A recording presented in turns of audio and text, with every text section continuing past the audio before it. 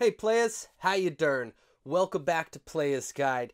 This video is about homebrew games on the NES. If you don't know what homebrew games are, they are games made by one person or a small team of fans of the Nintendo Entertainment System who wanted to make their own game. Now, I did a video about homebrew games before, so if you haven't seen that, I'll put a link at the end of this video so you could check that one out. But that video got such a positive response that I thought it would be necessary to do a second video. Now, I'm a big fan of NES Homebrew games, and I love playing them, and I have a great appreciation for them. So it's really awesome to see so many other people taking an interest in these homebrew games. So I'm going to talk about 6 more homebrews that I think you should check out, you should play, you should go buy them. Assimilate. Assimilate is a game that is available on Retro USB. It was part of their AVS launch series, but it actually came out before that on a very small run released by the homebrewer. I think he was selling them on Nintendo Age. So those aren't available anymore, but you could still get this game on Retro USB. So what I've heard is that this game is loosely based on the idea behind Plan 9 from Outer Space. So what you're doing is you're abducting humans, which you can find at the top of buildings, and you're brainwashing them, you're anally probing them, or assimilating them. There's a couple other different things you can do to the people that you're abducting, but the idea is to get through a stage by basically assimilating so many people or brainwashing them or anally probing them, and each of these different techniques of abduction all have different speeds. So some of them may need to be used on more people, however they act faster, whereas other more effective techniques take longer to do. So there is some strategy to this game, and you know what, I really haven't played any other games like this, so this one is very interesting to me. And you go all over the world to different cities abducting people, and it's just a really neat idea for a game and a very cool one. Haunted Halloween 86. Haunted Halloween 86 is the direct sequel to Haunted Halloween 85, which I talked about in the last homebrew video. This one is available through Retrotainment Games. I think they have a website called Cash and Culture. A copy of Haunted Halloween 86 that I picked up came in this really cool, transparent orange, pumpkin orange, I should say, cartridge, which I thought looks really cool on my game shelf. Now this game really takes it up a notch. Like, the first Haunted Halloween was an excellent beat 'em up. This is another excellent beat 'em up, but this time you could switch between Donnie and Tammy, who you were rescuing in the first game, which if you wear your health bar down, or you don't really have a bar, you turn into a zombie, but if you get close to turning into a zombie, you could swap out characters and your other character is at full health, and then depending on the character you collect candy corn to regain your health. This game has also been ported to the Switch, so if you're not looking for a physical NES cartridge, you're not a collector like I am, then you could pick it up and play it on the Switch. I think it's pretty cheap on there too, cheaper than it should be. There is also a power-up system, so you could get things like a slide attack and a double jump.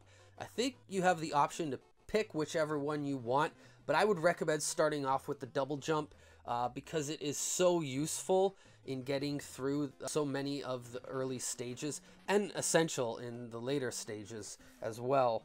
Scramble. If you're a fan of Gradius, then you probably already know about Scramble. I'm a big fan of Gradius, so I really like this game. Scramble is a port of an arcade game. It was also on the Vectrex and a few other notable systems, quite a few actually. This is the NES version, and it was made by Khan Games. You can pick it up on Khan Games website. It comes in an orange cartridge. This is a really fun game. It's not a big game, but you can have a lot of fun playing through it if you're a fan of shoot 'em ups. Log jammers. I love how colorful this game is. This game is a really fun game to play on 2-player.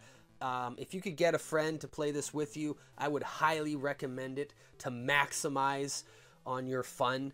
There's a bunch of different characters that you can choose and select from. I don't know that they play that much different, but like I said, it's a colorful game. There's some different characters. There's a bunch of different settings.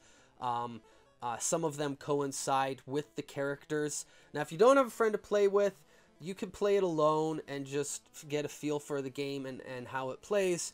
But there is also a tournament which you could go through, and it's sort of like, you know, when you're playing Mortal Kombat and working your way through the towers, you can do that in this game and work your way through all the different log jammers. This game is available at MegaCat Studios, and I believe it comes in a green cartridge. They might have some different variant cartridges, because I know MegaCat likes to do a lot of neat things. I think they might have, if I'm thinking of the right game, a log jammers cartridge that looks like a wooden log.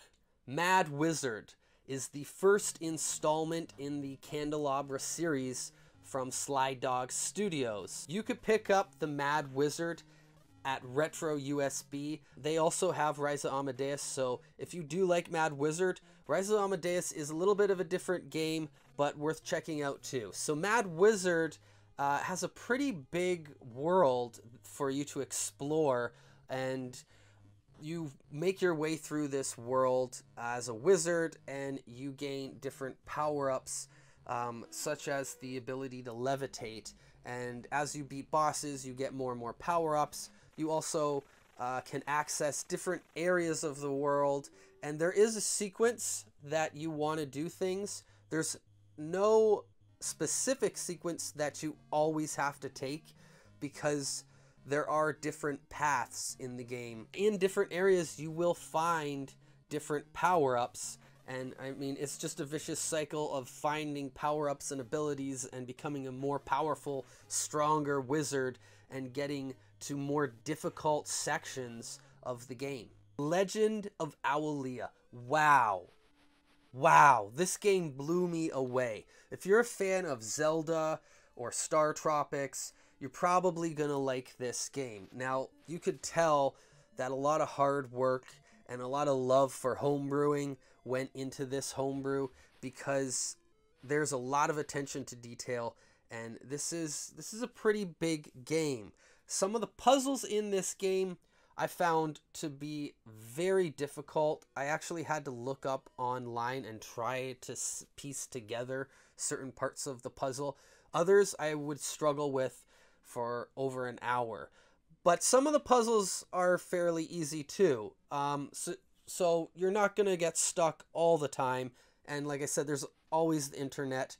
I'm sure there's a walkthrough. There's got to be a walkthrough up on YouTube that you could check out if you do get stuck. So in the game, you play as Alya, and she has a pet owl, Tito, or Tato. I hope I'm saying that right. Anyways, you could use this owl as your attack. You could also use the owl to pick up and gather items.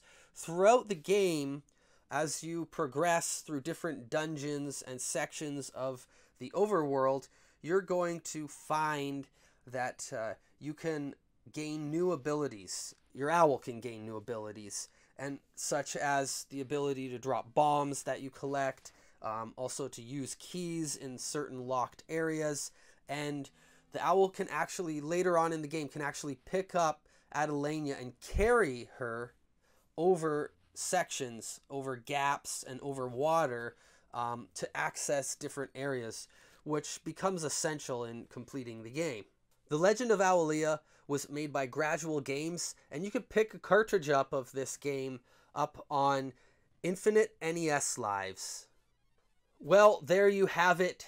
6 more amazing homebrew games that I think you should go check out and play. If you're interested in homebrew games like I am, please give the video a like. Please subscribe to the channel, because I will be releasing a 3rd NES Homebrew and maybe even a Genesis Homebrew video in the future, as well as I do a bunch of other videos on collecting, and I stream on Twitch. So Come check out Playas Guide there. I got a few other really cool streamers that love retro game streaming on there too. That's it for this episode. Later, Playas.